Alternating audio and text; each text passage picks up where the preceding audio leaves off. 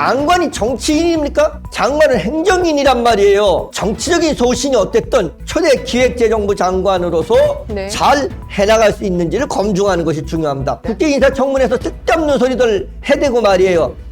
아니 옛날에 그 탄핵 반대 집회에 참석했는데 네. 그거에 대해서 당신 사과해라.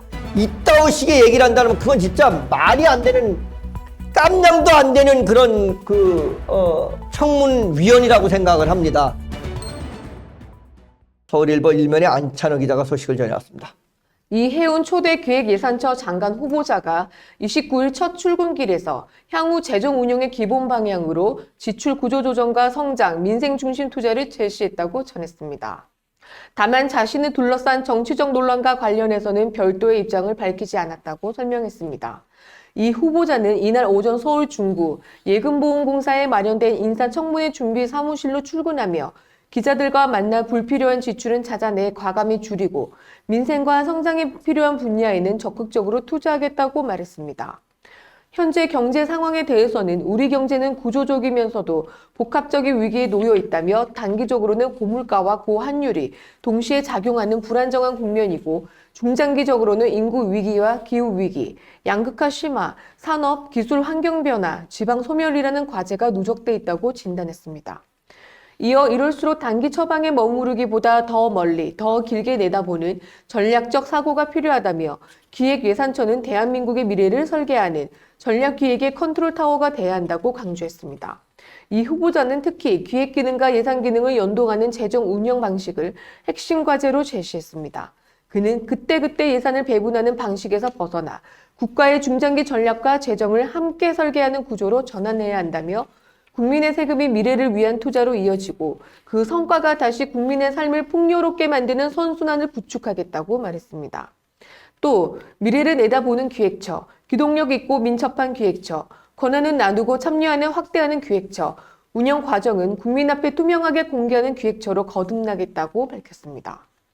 이번 인선을 두고 여권 안팎에서는 보수 진영 출신의 전직 삼선 의원이자 경제학자인 이 후보자를 초대 기획예산처 장관 후보자로 지명한 것을 두고 이재명 대통령의 파격적인 인사라는 평가가 나온다고 전했습니다. 기획과 예산 기능을 통합하는 신설 부처의 성격상 정치적 배경보다 정책 설계 역량을 중시한 선택이라는 해석도 제기되고 있다고 설명했습니다. 이 후보자는 보수 진영에서 삼선 국회의원을 지냈고 한국개발연구원 연구위원으로 활동한 이력이 있다고 전했습니다.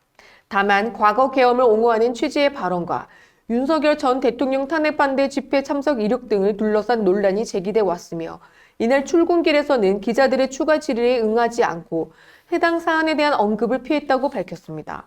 한편 국민의힘은 전날 서면 최고위원회의를 열어 이 후보자에 대한 제명과 당직자로서의 모든 당무 행위 취소를 의결했다고 전했습니다. 당은 이 후보자가 당협위원장 신분으로 현 정부의 장관직을 수락한 점이 해당 행위에 해당한다고 설명했습니다. 이에 따라 향후 인사청문회에서는 이 후보자의 재정정책 구상과 함께 정치적 행보를 둘러싼 논란도 주요 검증 대상이 될 전망이라고 전했습니다.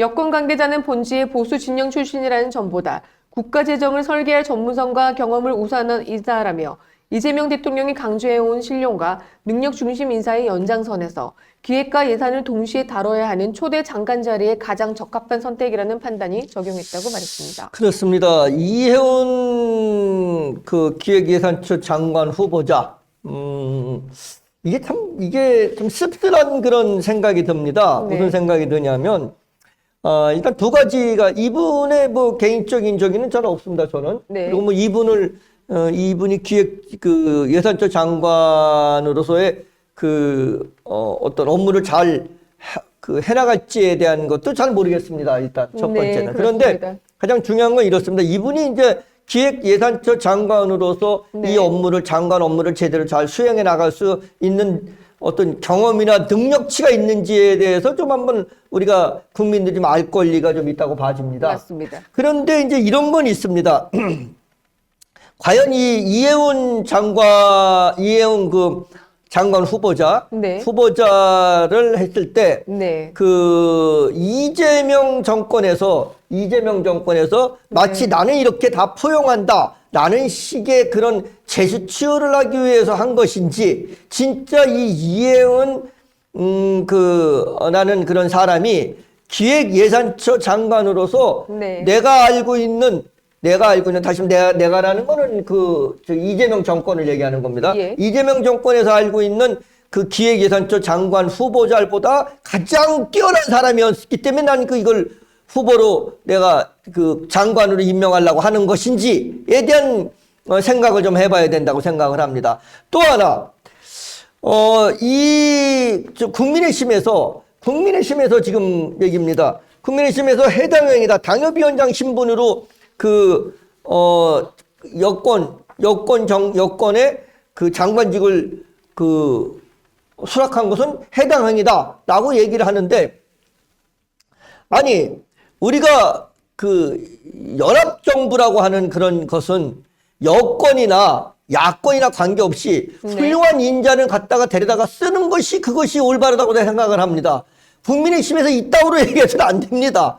그게 누구든 간에 조경태 의원도 지금 해수부 장관 후보로 지금 이제 입에 오르내려가 그것 때문에 또 논란이 됐는데, 그게 뭐든 간에 네. 그 사람이 훌륭한 예산처 장관으로서 업무를 잘 해나갈 수 있다라고 판단된다고 하면, 그게 더불어민주당이든 국민의힘이든, 그게 우리 국민의힘 우리 당 사람이든 더불어민주당 정권에서 우리 당 사람을 장관으로 앉힌다 그러면 박수를 쳐야 될 일이지, 이걸 무슨 해당행위라고 해가지고선 이걸 지금 무슨 이렇게 제명하겠다 이따구 식의 얘기를 한다는 것은 이거는 마땅치 않다고 생각합니다. 또 하나, 이 계엄을 옹호하는 취지의 발언을 했다고 합니다. 윤석열 전 대통령 탄핵 반대 집회 참석한 이력이 있다고 하는데, 정치적인 것이 아니라 장관이 정치인입니까? 장관은 행정인이란 말이에요. 그러면 행정인인 장관이 이혜원이라는 사람이 정치적인 소신이 어땠든 정치적인 역량이 어땠든 이건 떠나서 이혜원이라는 사람이 초대 기획재정부 장관으로서, 이재명 정권의 기획재정부 장관으로서 네. 잘 해나갈 수 있는지를 검증하는 것이 중요합니다. 만약에 이제 국회 인사청문회 거칠 거 아니겠습니까? 그렇습니다. 국회 인사청문회에서 쓸데없는 소리들 해대고 말이에요.